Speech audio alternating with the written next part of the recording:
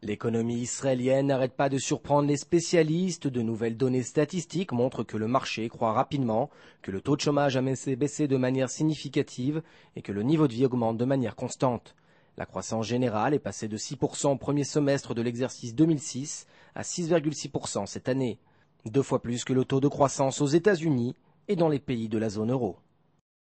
אם המשק הישראלי ימשיך לצמוח בקצב כזה, אז תוך כ-16 שנים כולנו נחיה ברמת חיים שהיא פי 2 יותר גבוהה ממה שאנחנו חיים היום.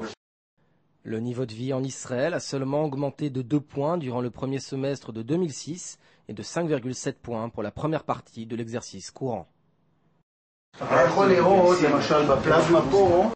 L'augmentation du niveau de vie en Israël se reflète également dans l'engouement des Israéliens pour l'électroménager et les voitures.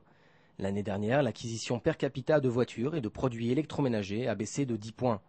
Or, cette année, chaque Israélien a augmenté de 35 points en moyenne les produits d'électroménager et les véhicules qu'il a acquis.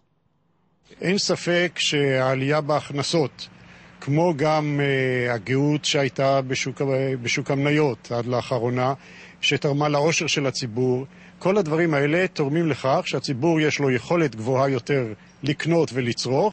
L'excellente situation économique d'Israël a mené à la baisse du taux de chômage. Celui-ci est passé de 8,8% pour le deuxième trimestre 2006 à 7,6% pour cette année. Ces 2 dernières années, le taux de chômage a baissé en Israël de plus de 10 points, mais il demeure malgré tout encore particulièrement élevé. זו רמה די גבוהה, אבל זה הרבה יותר טוב ממה שהיה פה לפני 2-3. מי שאומר לכם שיש צמיחה, הוא משקר אתכם בגדול.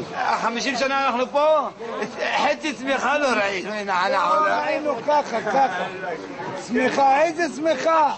Ce sentiment vient peut-être du fait que les données sont des statistiques et ne reflètent donc pas les grands fossés qui demeurent au sein de la société israélienne. D'autres données qui ont été publiées dernièrement montrent que les plus riches jouissent de la croissance bien plus que les plus pauvres et que ce fossé va en se creusant. Benny Sambert pour InfoLife TV.